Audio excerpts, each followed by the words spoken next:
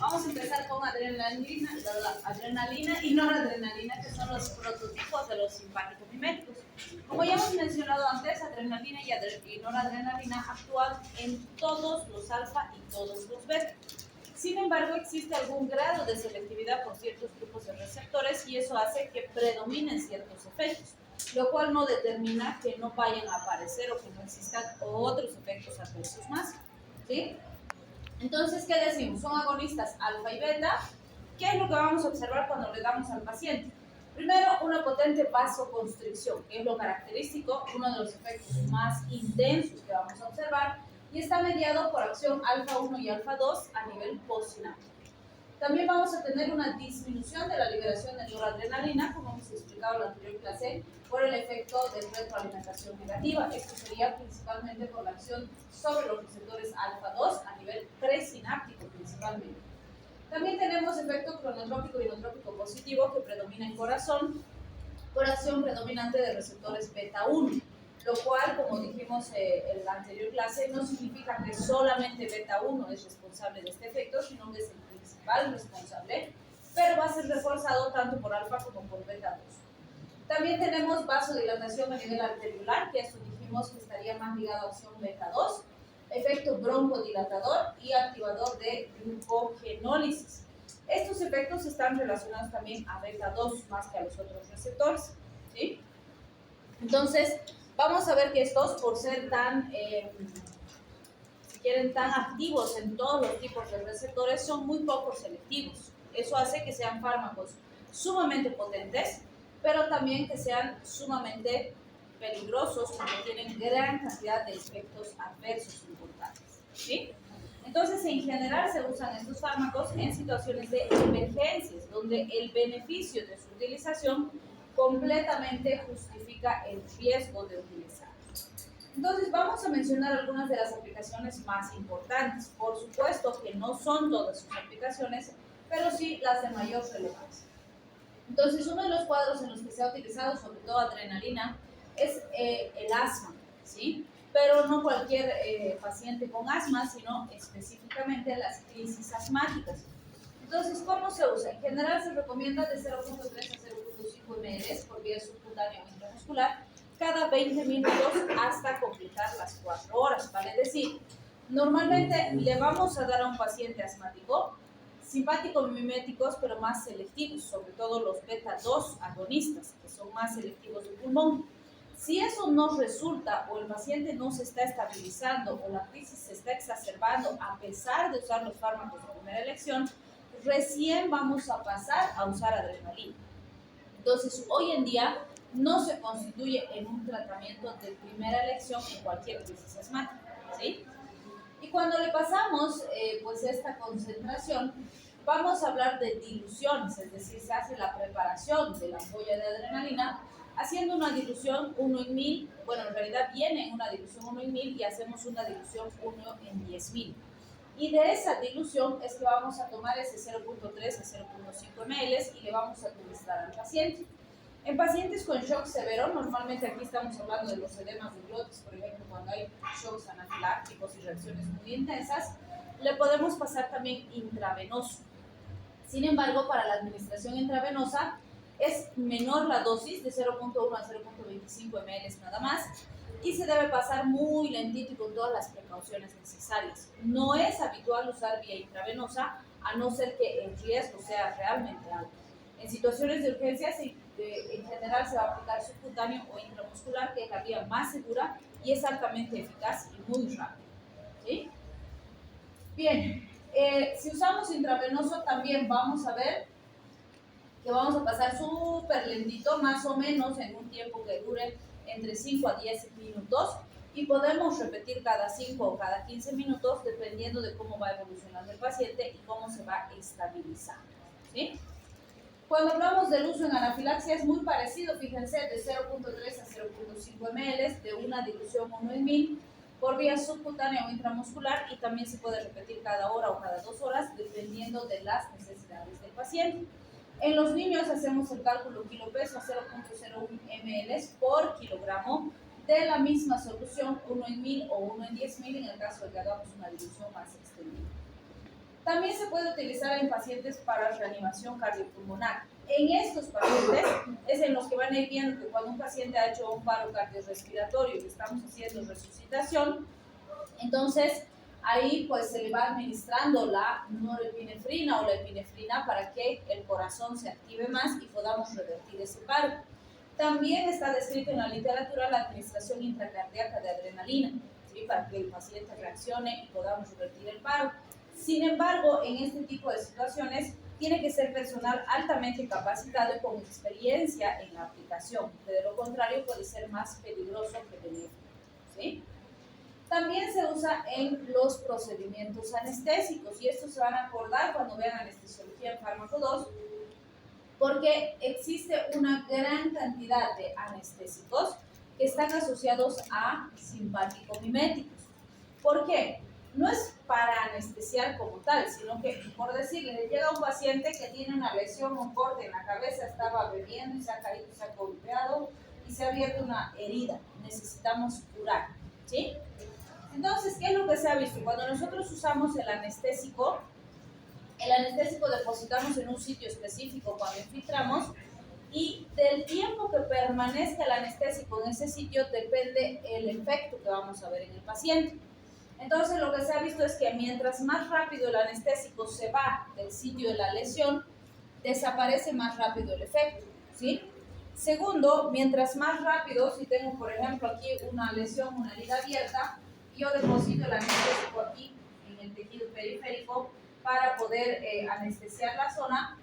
Si este anestésico se va hacia los vasos sanguíneos más rápido desaparece del sitio donde fue infiltrado.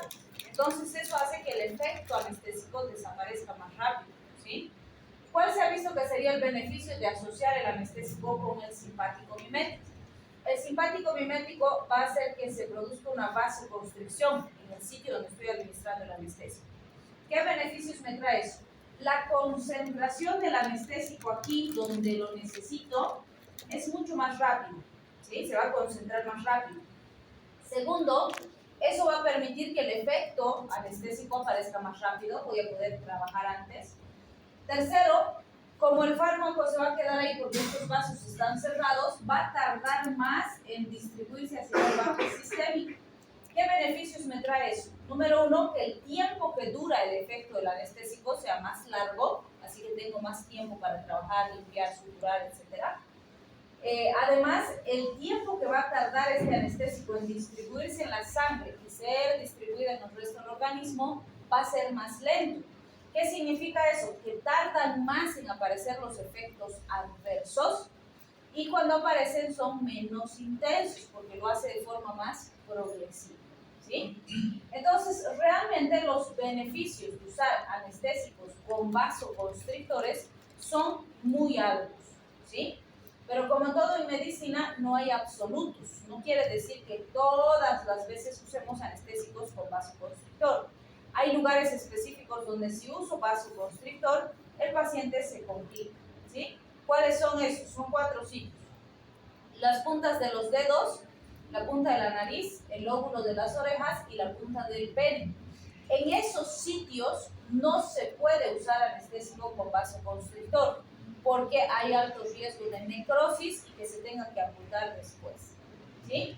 ¿Por qué? Porque son sitios de irrigación terminal, los vasitos son muy pequeñitos y ese espasmo que va a producir el vasoconstrictor puede ser suficiente para iniciar una necrosis, ¿sí? Entonces, no se olviden, esos elementos son importantes. Bien, si hablamos de la midodrina, vamos a ver que este es otro simpático mimético, pero fíjense, es agonista alfa 1, o sea, ya estamos mejorando la selectividad. Adrenalina, noradrenalina, hemos dicho, son todos los alfa, todos los beta. En cambio, este es solo alfa. Entonces, ya no tenemos efecto beta, ¿sí? ¿Qué significa eso? Vamos a tener una potente vasoconstricción, que es el efecto principal relacionado al efecto alfa, pero además vamos a tener una acción a nivel de la vejiga, a nivel vesical y a nivel de esfínter. ¿Cuál sería el efecto simpático mimético a nivel vesical? ¿Qué conseguimos?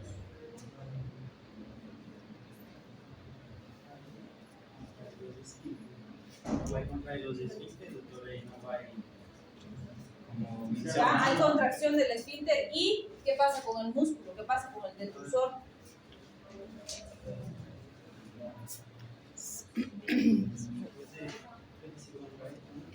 No. No, se relaja, ¿no? Porque el detrusor, el parasimpático, no. Entonces se relaja. Por eso fíjense en las aplicaciones. Esto es súper importante porque eso nos ayuda a entender para qué usamos. Porque fíjense, si produce vasoconstricción, ¿qué voy a conseguir? Subir la presión arterial. Entonces, ¿cuándo voy a usar? En pacientes con hipotensión. ¿Sí? Si digo, relaja el detrusor y contrae el esfínter, ¿cuándo voy a usar? Pacientes con incontinencia, que se les escapa la orina. Entonces, si yo cierro el esfínter y hago que se relaje el músculo, facilito la continencia. ¿Se dan cuenta? Por eso les digo, el mecanismo de eso es súper importante, porque con eso yo puedo deducir todo el resto. ¿Sí? ¿Cuál sería la diferencia de una hipotensión ortostática versus una hipotensión clásica o convencional? ¿Qué es hipotensión ortostática? Porque es en esos casos en los que vamos a utilizar. Cuando se levanta rápido, es medio que se marea. ¿Cómo? Cuando se levanta abruptamente y se marea. Por ejemplo, si ustedes se levantan ahorita, ¿se desmayarán? No, ¿Se marearán? un poco. Tal vez alguno que otro, ¿sí? Pero ¿y por qué no se desmayan? Porque falta oxigenación do cérebro. Eso sería ¿por qué sí te desmayas? He preguntado al revés, ¿por qué no te desmayas? Não que desmaia. Porque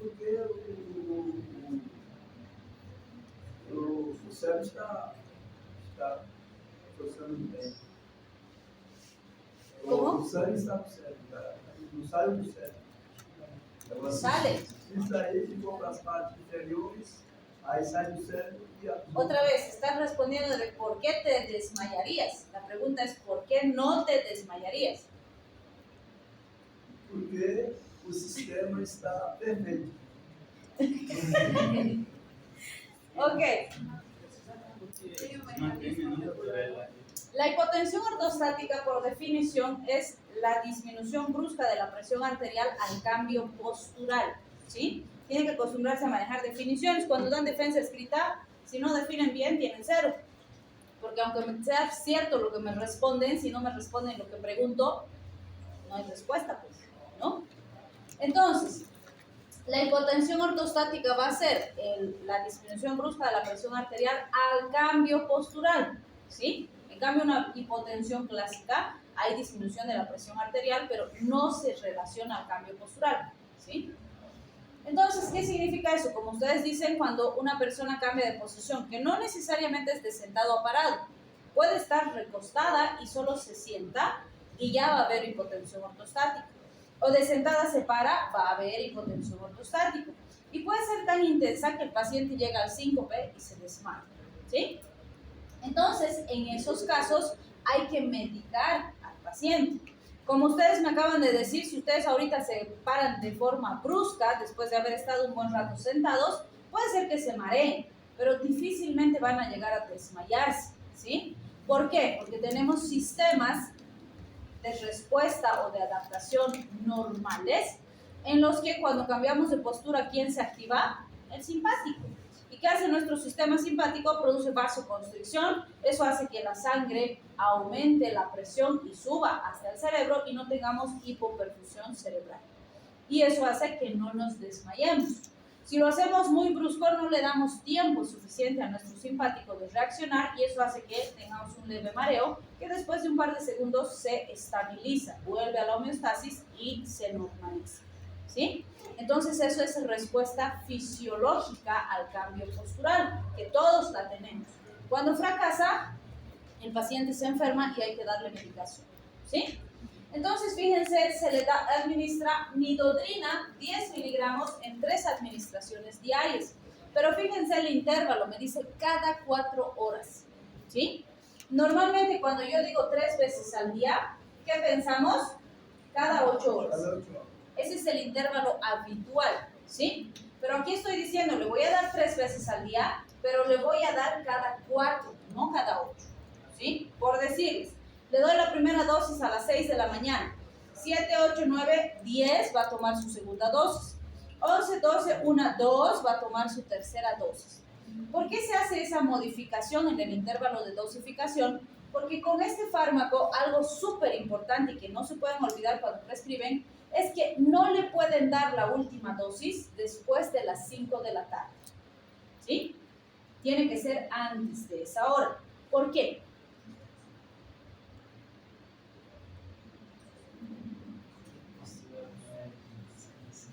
Porque después el parasimpático se activa. ¿Y qué pasaría con la activación del parasimpático?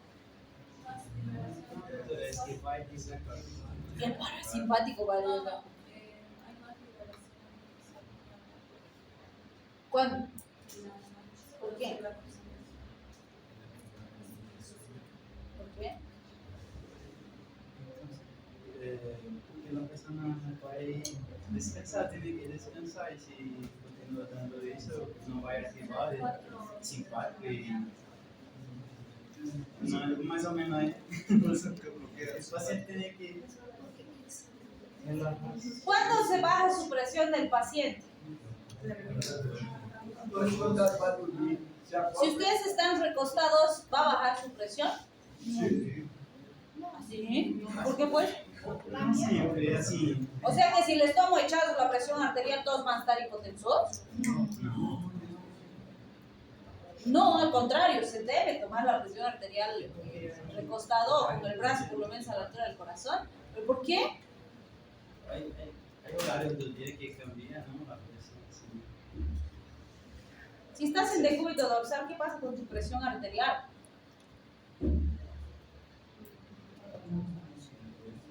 ¿Qué han hecho en fisiología? Me están preocupando ustedes, de verdad. No, no aumenta, la presión se estabiliza. Porque no tenemos el efecto de gravedad que hace que baje y la presión se estabiliza. ¿Sí? Entonces, no nos ponemos hipertensos cuando nos echamos, tampoco hipotensos, sino que la presión se mantiene estable.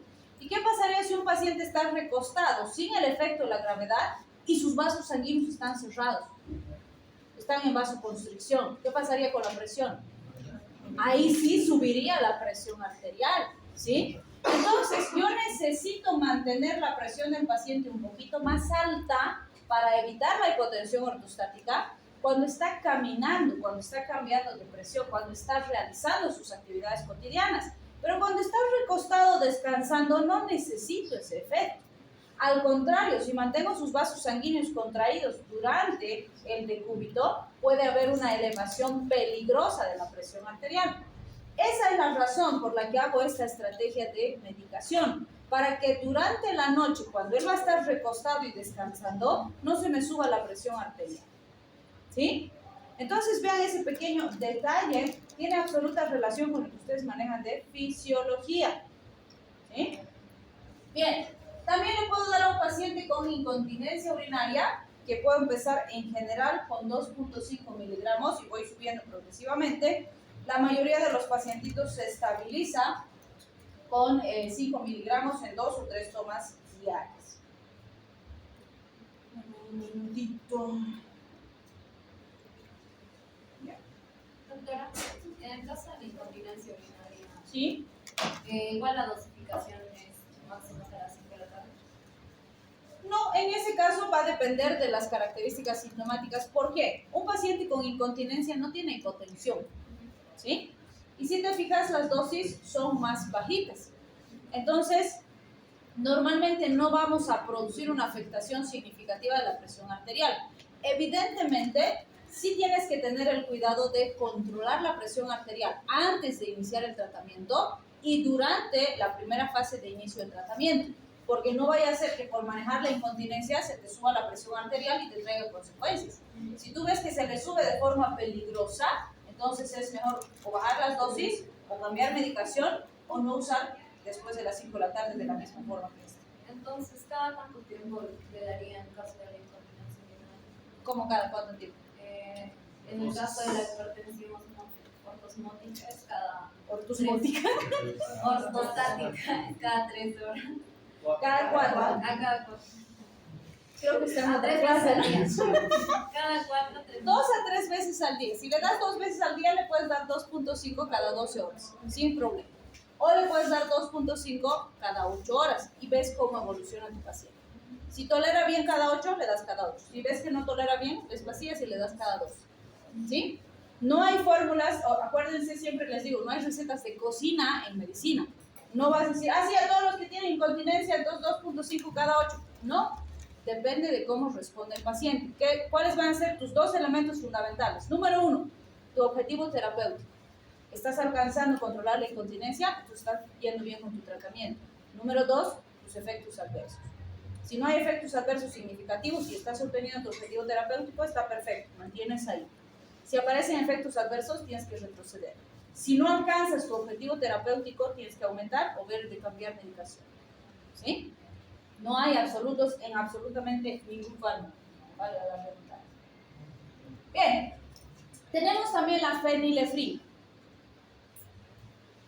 Esta fenilefrina también es agonista alfa 1. Entonces, fíjense, otra vez, al ser alfa 1 más selectiva, su efecto fundamental va a ser en los vasos sanguíneos. Entonces, la razón por la que usamos suele ser buscando esa vasoconstricción en distintos territorios. También nos va a producir midriasis, porque sabemos que el efecto simpático mediado por alfa en los ojitos es midriasis, ¿sí? También tiene efecto cicloplégico, es decir, que va a facilitar algunas características de fijación y movilidad a nivel de los ojitos, y también es descongestivo. En realidad, este efecto descongestivo está ligado íntimamente al efecto vasoconstrictor. Fisiológicamente lo entendemos eso fácil, ¿no es cierto? Entonces, fíjense, en base a estos efectos es que vamos a ver las aplicaciones. Por ejemplo, hipotensión aguda. Si tengo un paciente que está hipotenso, ese efecto vasoconstrictor que va a hacer, me va a subir la presión arterial, entonces puedo usar. En esos casos voy a usar subcutáneo intramuscular de 2 a 5 miligramos cada 10 a 15 minutos en paciente adulto y de 0.1 miligramos por kilogramo en paciente pediátrico, y puedo repetir cada hora o cada 2 horas. En este punto, que es súper importante, tengo que preguntarme cuál es la causa de esa hipotensión. ¿Sí? ¿Por qué? Porque si está hipotenso y yo le doy vasoconstrictor, el vasoconstrictor sube la presión arterial. Por decir, mi paciente está hipotenso porque ha perdido sangre, ha tenido un accidente y ha perdido mucha sangre, por eso ha bajado la presión arterial. Si yo en ese paciente hago vasoconstricción, ¿va a subir su presión arterial? ¿Sí o no? Claro que sí, va a subir. Pero el problema no es los vasos sanguíneos. El problema es que no hay sangre suficiente. Entonces, si bien esa vasoconstricción al principio va a estabilizar al paciente, si yo no resuelvo el problema de la pérdida de sangre y no repongo el volumen que ha perdido el paciente, esa vasoconstricción con el tiempo va a fracasar. No va a lograr mantener en el tiempo la presión arterial, porque el problema no es el vaso, el problema es la sangre, que no hay. ¿Sí? Entonces, vean, en las hipotensiones es fundamental que ustedes traten de identificar la causa de la hipotensión, porque si no corrijo la causa, el vasoconstrictor va a fracasar. Me ayuda a estabilizar de forma rápida al paciente y me ayuda a ganar tiempo, pero tengo que solucionar el problema de base si quiero que el resultado sea sostenible en el tiempo. ¿Sí? Bien. En la congestión nasal, y aquí les decía, esa descongestión va de la mano con la vasoconstricción. ¿Por qué? Seguro que todos alguna vez han estado resfriados, ¿no es cierto? Cuando estoy resfriado, ¿qué tengo?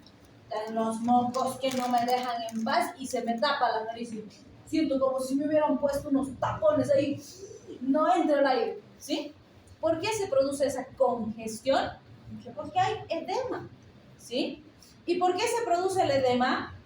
Porque la respuesta en este caso frente al virus, la respuesta inmunitaria, etcétera, produce vasodilatación, fugas de la microvasculatura, cambio compartimental del líquido, la llegada de células inflamatorias. Toda esa respuesta inflamatoria hace que el tejido se edematice.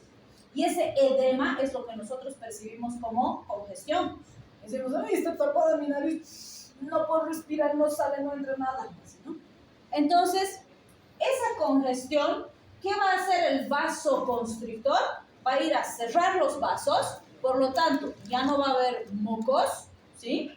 y eso que se siente así todo hinchado, edematizado, tapado, va a disminuir de volumen y va a dejar que pase el aire.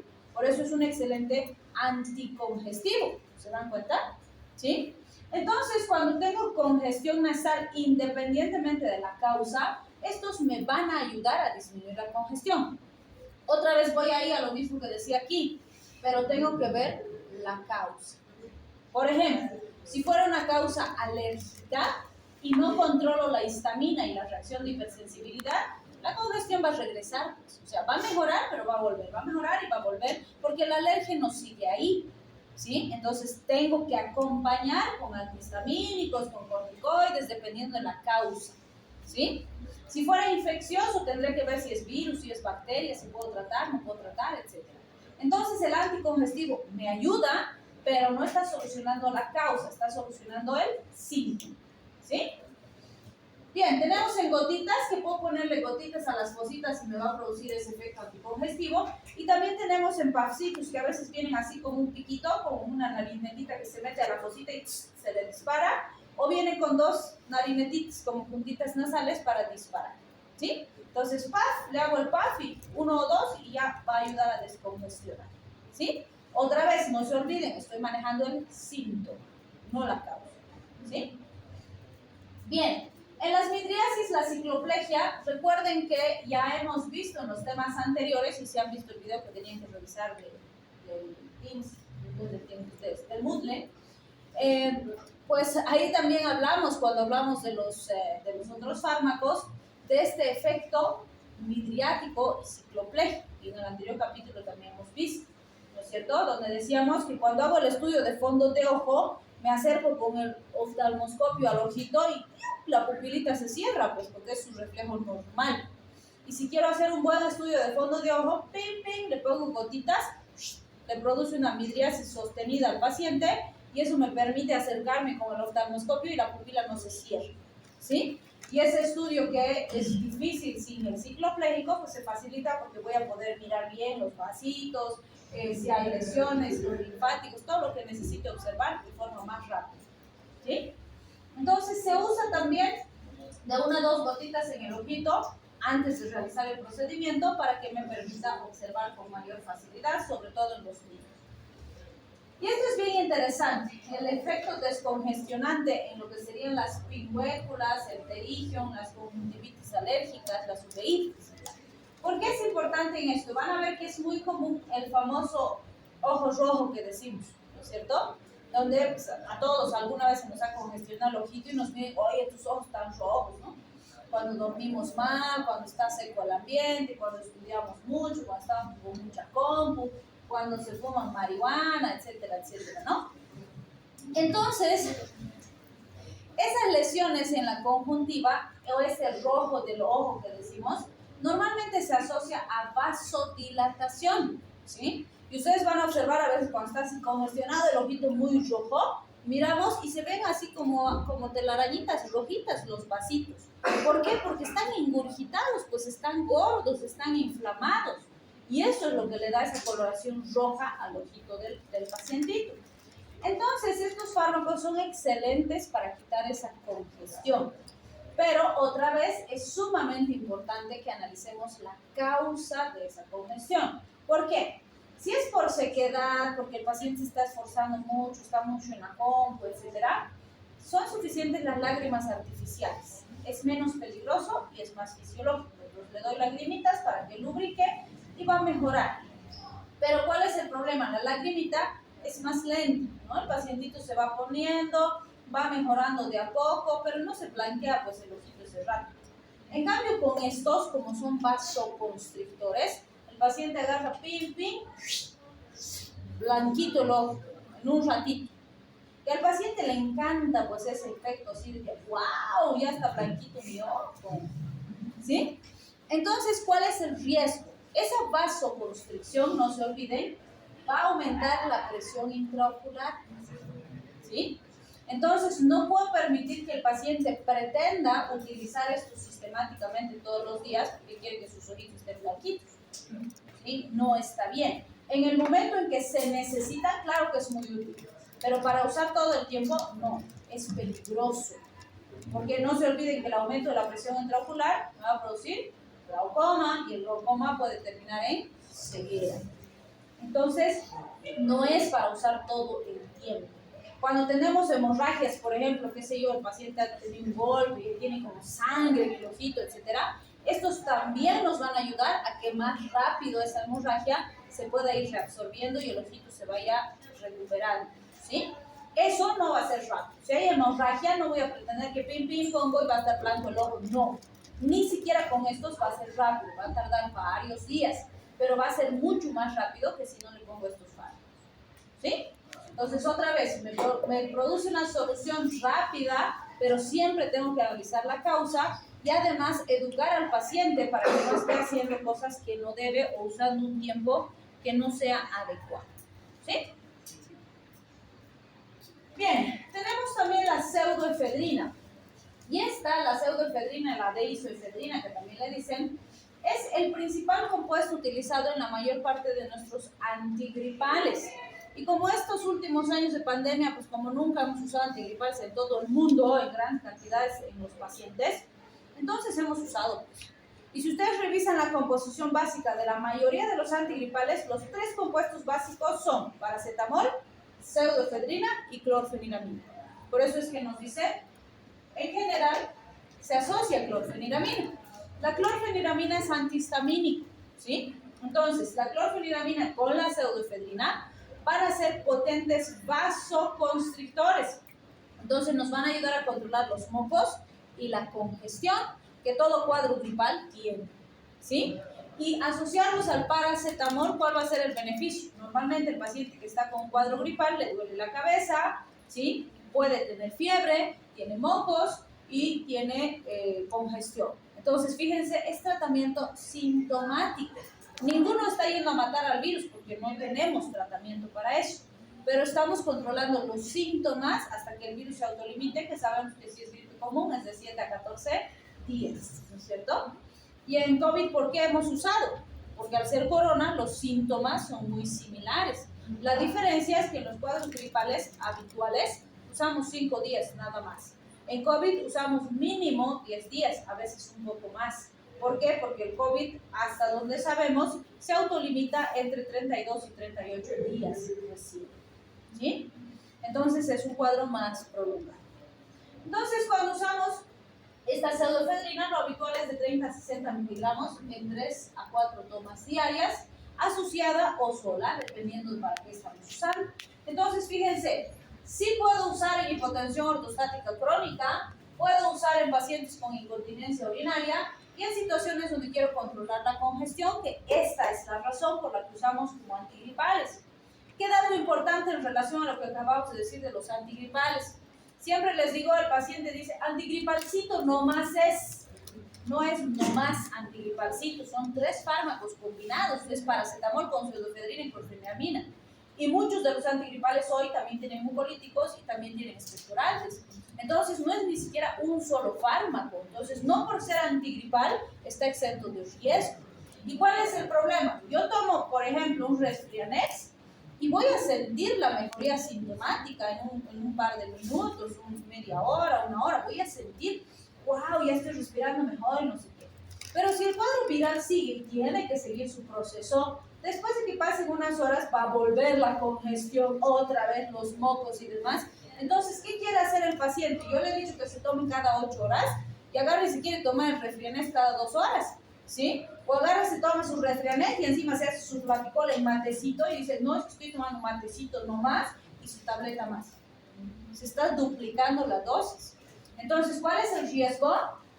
Hipertensión. Porque no se olviden que es vasoconstrictor, ¿sí? Entonces sí puede tener el paciente una crisis hipertensiva o una complicación hipertensiva por excederse con los antigripales, ¿sí? Otra cosa importante, cuando veamos antihistamínicos van a ver que la clorfeniramina, que está presente en gran parte de los antigripales, es sedante hipnótico. ¿Por qué? Porque atraviesa barrera hematoencefálica y pasa o llega al cerebro y produce sueño como efecto adverso. Entonces, mucho cuidado porque si el paciente se toma más, se va a estar durmiendo, ¿sí? Bueno, si está pasando clase como ustedes y se duerme, no pasa nada, ¿no? Pero si está conduciendo y se duerme, ven que es súper peligroso. Y sí han habido accidentes porque se ha dormido el paciente y resulta que estaba tomando antigripales. ¿Sí? Entonces, mucho cuidado con esa característica. Y fíjense, es tan importante esto que muchas farmacéuticas lo que han hecho es hacer el famoso Refrienex día, Refrienex noche. ¿Por qué han hecho esa diferencia? Porque al de día le han quitado este. Porque han visto que era peligroso que el paciente se duerma de día. Y lo han sustituido, por ejemplo, por cafeína. ¿Para qué? Para que esté más despierto. Y el Refrienex noche le han mantenido, porque además como le da sueñito al paciente, se duerme bien, descansa mejor y se despierta más recuperado. ¿Sí? Entonces vean, esas estrategias también son importantes, pero tienen un fundamento farmacológico. ¿Sí? ¿Hasta aquí es nuestra clase? Gracias. Hasta ahora, ya. Ahí vamos a quedar.